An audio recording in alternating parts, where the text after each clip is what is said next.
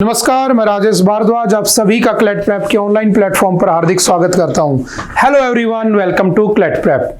जैसा कि आपको पता है कि हम एक सीरीज स्टार्ट किए थे मोस्ट इंपॉर्टेंट टॉपिक्स, यानी कि जो वीक का सबसे ज्यादा इंपॉर्टेंट टॉपिक होता है, जो हमारे एग्जाम में आने लायक होता है, हम उसको क्या करते हैं, थोड़ा सा डिस्कस करते हैं। तो चलिए उसी सीक्वेंस को कंटिन्यू करते हैं। और आज का जो हमारा टॉपिक है, शायद आप लोगों ने देखा होगा पिछले वीक में, यानी कि 18th ऑफ द मार्च, ठीक है, यानी कि पिछले वीक के अंदर या इसी रनिंग वीक के अंदर आपने ये न्यूज बहुत बार देखी होगी, है ना। क्या न्यूज है, चलिए स्टार्ट करते हैं।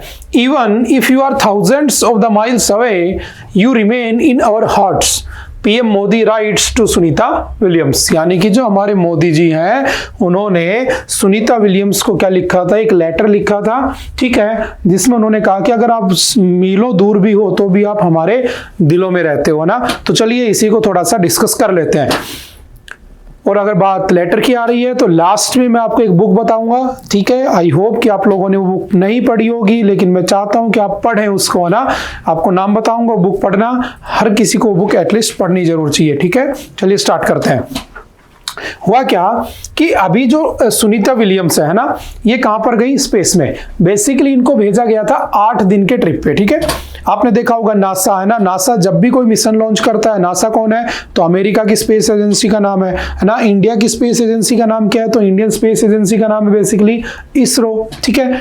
ऐसे वहां पर प्राइवेट है, स्पेस एक्स है, ठीक है, आपके वहां पर ब्लू ओरिजन है, रिलेटिविटी स्पेस है, हमारे यहाँ पर भी जैसे स्काई रूट है, ठीक है, अग्निकुल कॉस्मोस है, तो बहुत सारी प्राइवेट एजेंसीज भी हैं।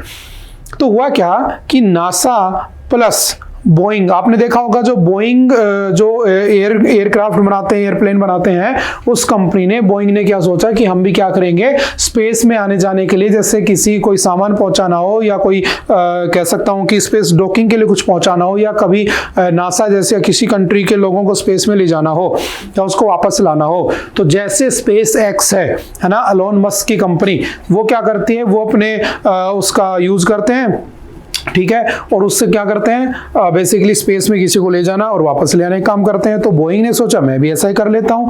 जब उस पैसेंजर्स को इधर उधर घुमाता है दुनिया में, तो उसको लगा मैं आउट ऑफ द अर्थ भी जा सकता हूं। तो उसने क्या किया, इस फील्ड में आना चाहता था, बेसिकली एंट्री करना चाहता था स्पेस के फील्ड में।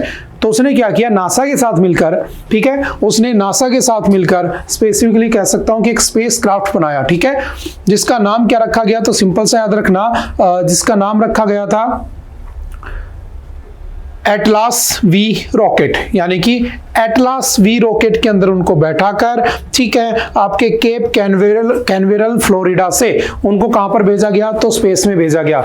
कब की बात है ये, तो 5 जून 2024, ठीक है, नासा प्लस बोइंग, ठीक है। इस मिशन का नाम क्या था, तो याद रखना क्रू फ्लाइट टेस्ट मिशन, ठीक है, crew flight test mission.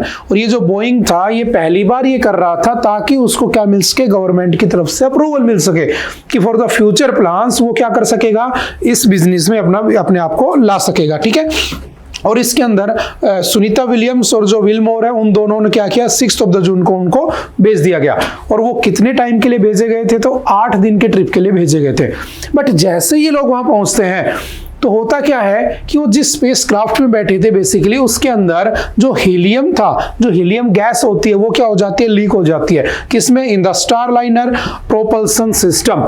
Helium is crucial because it is used to pressurise the thrusters which help control the spacecraft's movement and deorbit once for the reentry.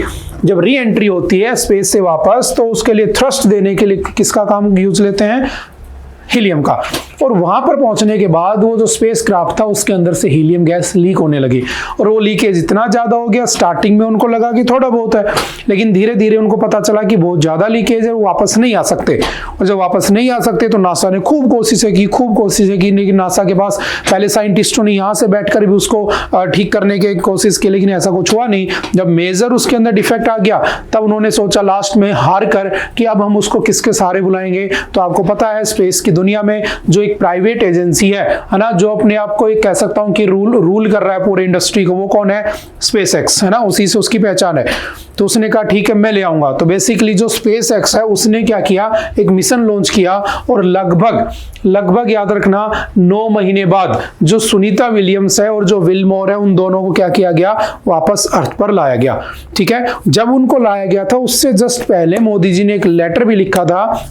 जब ये confirm हो गया था कि उस दिन लाया जाएगा, है ना, तो उन्होंने कहा था कि हमारा जो पूरे भारत के लोग हैं वो तुम्हारे लिए क्या कर रहे हैं, दुआ कर रहे हैं बेसिकली ना, चाहे आप कितनी दूरी क्यों ना हो। अब ऐसा क्यों हो रहा है समझना, है ना, बेसिकली ऐसा क्यों हो रहा है, तो चलिए उस पर डिस्कस करेंगे। पहले ही थोड़े से पॉइंट पढ़ लेते हैं ना, इनको देख लेते हैं।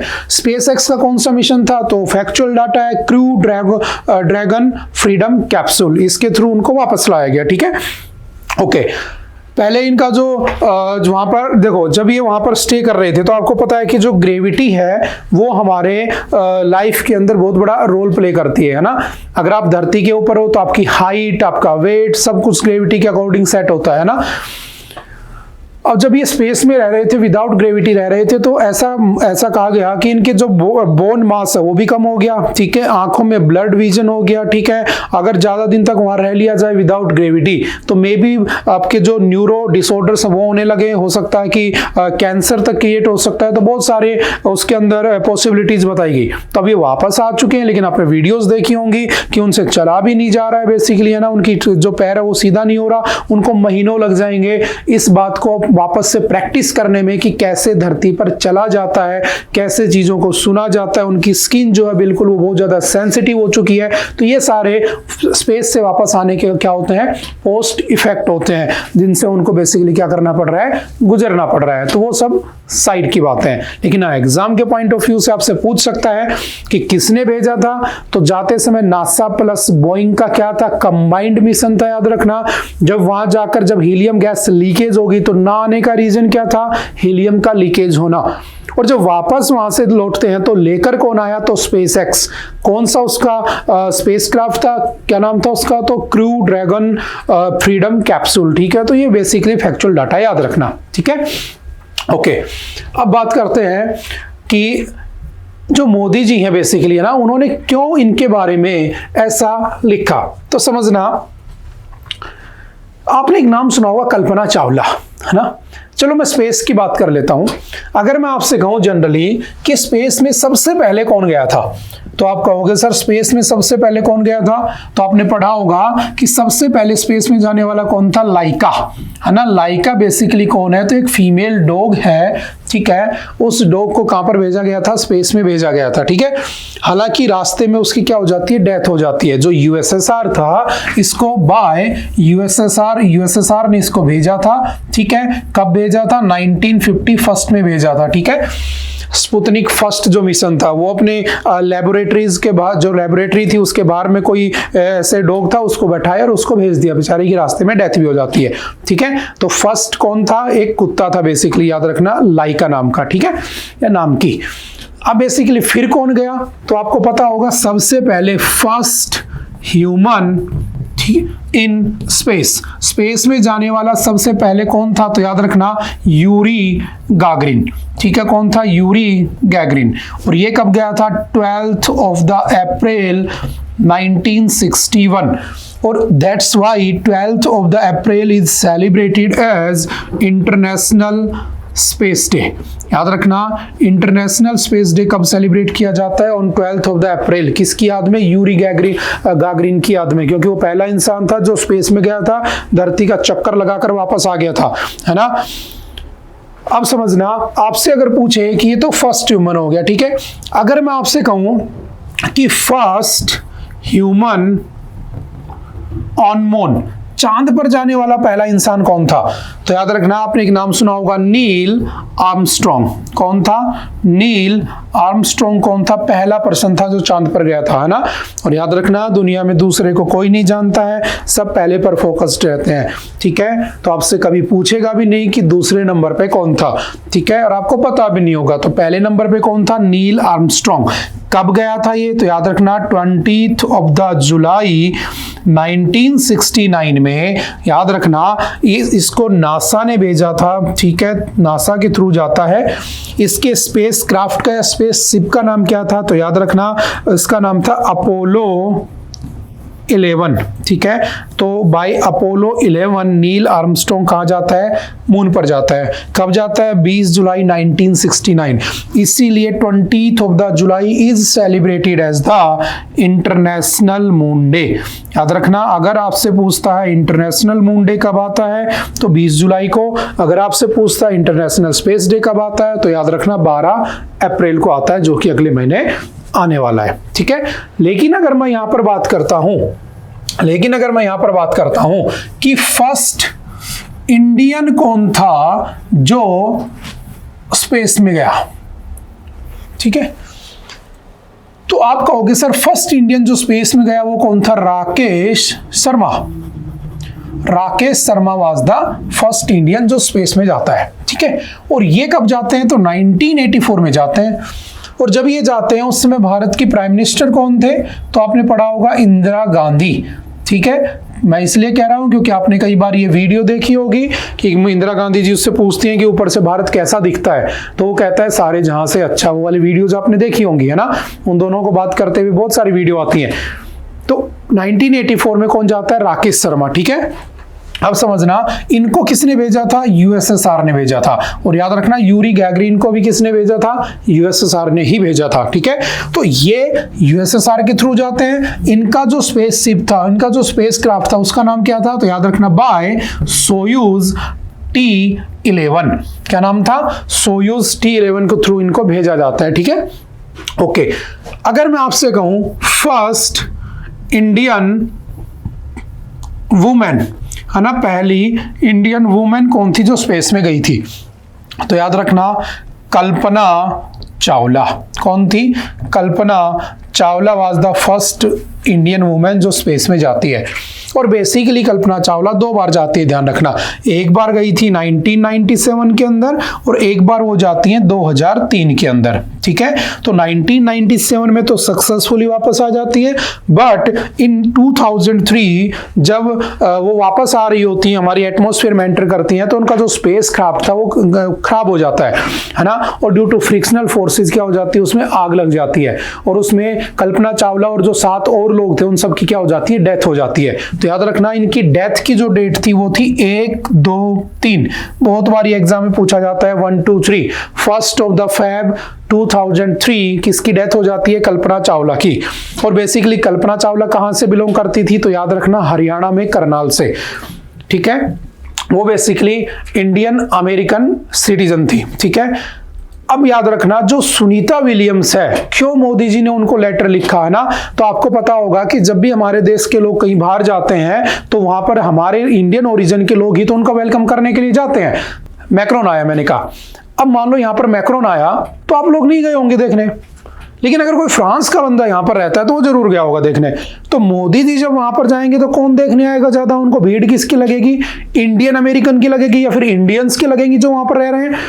बात समझ में आ रही है? तो जो सुनीता विलियम्स है बेसिकली ये कहाँ की है? इंडियन ओरिजिन की ही है। इनके जो फादर हैं बेसिकली वो गुजरात से बिलोंग करते हैं। ठीक है, वो गुजरात से अपनी एजुकेशन करके वहां पर यूएसए में सेटल हो जाते हैं और वहीं पर सुनीता विलियम्स का जन्म होता है।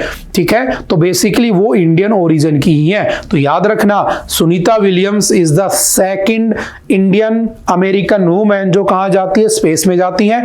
या मैं ये कह सकता हूं Sunita Williams is the second Indian women जो स्पेस में जाती हैं, क्योंकि ओरिजिन तो इंडिया का, ये समझ गए? तो उस पॉइंट ऑफ व्यू से ये भी इंपॉर्टेंट हो जाता है। और समझ में आ रही है? इस बात को ध्यान रखना। ठीक है, अगर मैं कहूं हमारे इसरो ने ना इंडियन स्पेस रिसर्च ऑर्गेनाइजेशन जो 15 अगस्त 1969 को बना था, उसने क्या आज तक कोई मिशन किया है जिसमें किसी इंसान को स्पेस पर भेजा गया? तो आपने नोटिस किया होगा एक में यूएसएसआर था, एक में नासा था, बट इसरो का ही नहीं था। तो इसरो अभी प्लान कर रहा है क्या? मैन्ड मिशन टू स्पेस, है ना, स्पेस में जाने के लिए मैन्ड मिशन को प्लानिंग कर रहा है बेसिकली इसरो।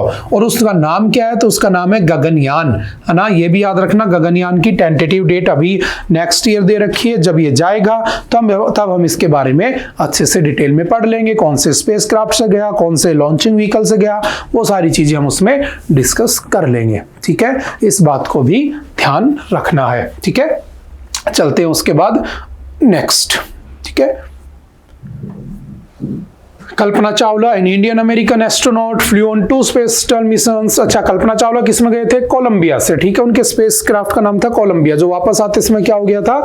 ब्लास्ट हो गया था। तो प्लीज इनकी डिटेल याद कर लेना, क्योंकि यहां से अगर क्वेश्चन बना तो आपसे सुनीता विलियम्स ना पूछकर कल्पना चावला पूछा जा सकता है। तो एक बार वो गए थे 1997 में, दोबारा 2003 में, ठीक है। और कोलंबिया जो स्पेस क्राफ्ट था उनकी क्या हो जाती है? री एंट्री के दौरान डिजास्टर यानी कि आग लगने से डेथ हो जाती है।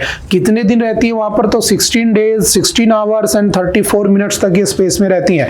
ये कितने दिन रह के आई हैं? तो ऑलमोस्ट 286 डेज, या मैं कह सकता हूं कि ऑलमोस्ट 9 मंथ तक ये वहां पर रह के आई हैं। मजबूरी में, वो बाद की बात है, ठीक है। ये भी ध्यान रखना है, ठीक है। अच्छा, उनके पेलोड का नाम क्या था? तो primary payload for the mission was the US microgravity payload 4, उसका नाम थे। सारे फैक्चुअल डाटा प्लीज याद रखना, ठीक है।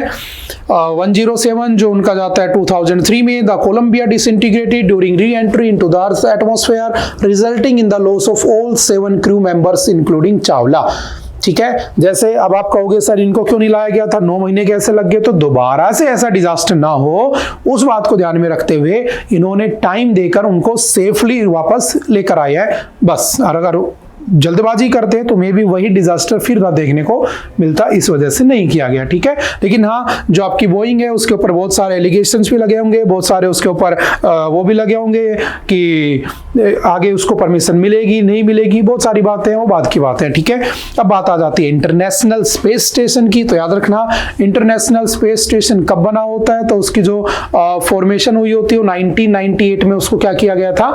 बनाया गया था। इस बात को भी थोड़ा सा ध्यान रखना, ठीक है। किस किस के साथ मिलकर? तो याद रखना, the first piece of international space station was launched in November 1998। A Russian rocket launched the Russian Zarya, ठीक है। Control module about 2 weeks later the space shuttle Endeavour met Zarya in orbit. The space shuttle was carrying the US Unity node. और इस project में कौन कौन सा आते हैं? तो याद रखना, international space station is a cooperative project between United states, Russia, Canada, Japan and European space agency. इस बात को भी याद रखना। और अब मुझे आप कमेंट करके बताना कि जो इंडिया है वो अपना स्पेस स्टेशन, जिसका नाम रखा गया था अंतरिक्ष स्टेशन, वो किस ईयर तक बना लेगा, ठीक है। क्योंकि हम भी अपना क्या बना रहे हैं? स्पेस स्टेशन बना रहे हैं। और उसके लिए हमने डॉकिंग प्रोसेस शुरू कर दी है। हमने 2 मिशन लॉन्च भी कर दिए, SDX-01 and SDX-02, space docking experiment 1 और स्पेस डॉकिंग एक्सपेरिमेंट 2, ठीक है। तो आप मुझे बताना कि वो किस ईयर तक उसको फाइनलाइज कर लेंगे, ठीक है। ओके, तो आई थिंक आज के लिए इतना ही था। आई होप कि आपको चीजें समझ में आई होंगी। अच्छा हाँ, मैंने कहा था आपसे कि एक बुक में आपको बताऊंगा।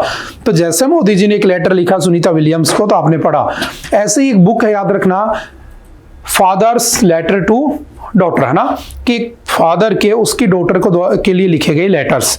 बेसिकली ये लगभग अप्रोक्सीमेटली 30 लेटर्स का एक ग्रुप है, जिसको बाद में एक बुक की फॉर्म दे दी गई थी। ये जो लेटर्स थे, ये जो हमारे फर्स्ट प्राइम मिनिस्टर थे, है ना, पंडित जवाहरलाल नेहरू, उन्होंने अपनी बेटी इंदिरा गांधी के लिए वो लेटर लिखे थे।